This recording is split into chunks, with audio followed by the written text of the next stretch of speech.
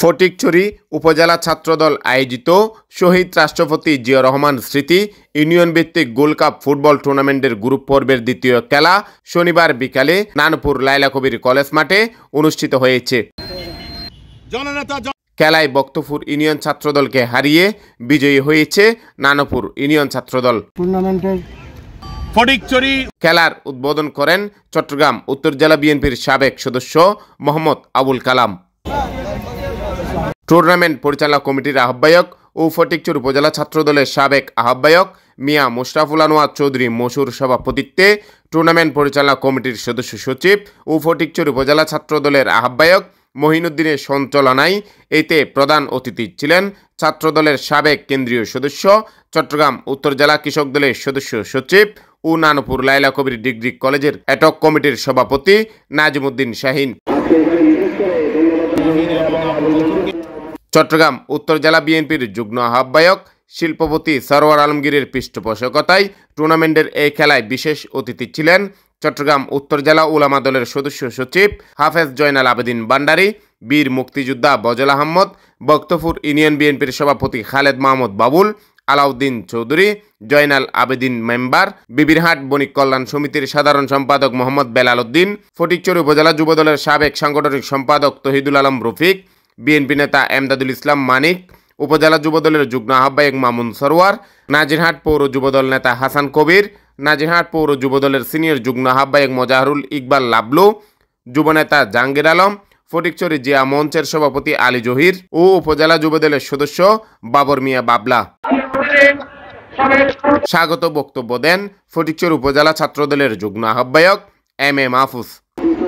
এতে অন্যান্যের মধ্যে উপস্থিত ছিলেন নুরুল আলম, মোহাম্মদ ইব্রাহিম, মোহাম্মদ উসমান, নাসির, আফাসউদ্দিন জসিম, মোজাম্মেল হক অবি, ইমতিয়াজ ও আলাউদ্দিন সহ বিএনপি যুবদল ছাত্রদল সহ অঙ্গ ও সহযোগী সংগঠনের নেতৃবৃন্দ।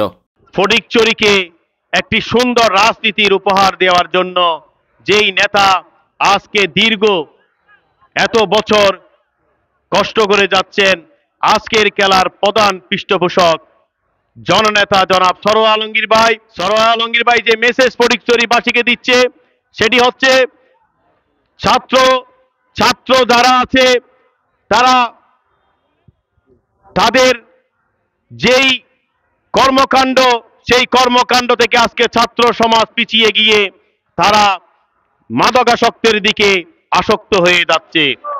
তারা ইয়াবা এবং বিভিন্ন মাদক কর্মকাণ্ডে তারা লিপ্ত হয়ে পড়ছে। তাই ছাত্রদের হাতে থাকবে কলম আর পায়ে থাকবে ফুটবল।